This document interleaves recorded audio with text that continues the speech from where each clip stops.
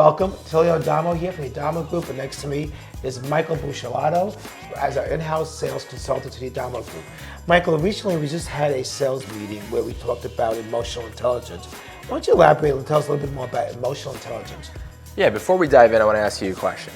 So you've been in real estate for over 40 years, right? You've done, I imagine, hundreds of transactions. Sure.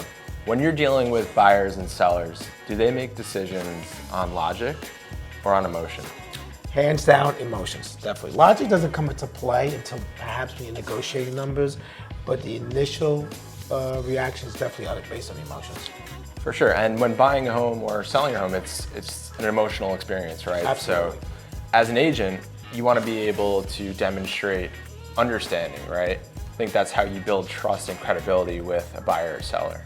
So I want to talk about some of the tactics that you can use in order to demonstrate understanding with a buyer and seller. So what are the typical answers that you get from buyers or sellers when you're asking them, what's important to you? Well, the number one answer I get, I'm not in a rush. But let's just, when we wean that out and they're motivated, we get them qualified. So I typically ask them first about their qualifications, which is most important, and then their timeline. And then you kind of gauge if their answers, from a scale of serious, not too serious, where they fall. And then you kind of just keep, asking more questions and get to know them a little, get to know their story.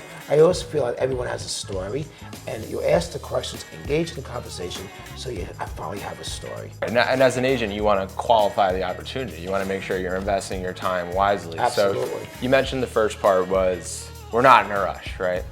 So a tool that you can use as an agent to demonstrate understanding is something called a label, right? So a label is a verbalization of an observation. So you said you're not in a rush.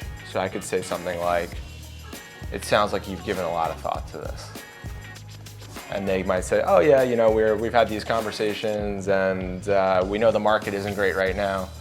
Right now you're pulling information, right? Not only are you demonstrating understanding, that you're listening to them, right? You're verbalizing an observation, but as an agent, you're gathering more information so that you can leverage that in your pitch. Get their story, exactly. Right, exactly. So again, it's a verbal observation. It comes in the form of it seems like, it sounds like, it feels like.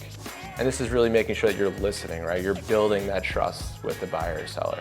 So labeling is a form of gathering information, kind of pulling the information so you can gather enough information to figure out their story, and then I hope that they will turn around and have trust and connect with you. So it's a way to connect.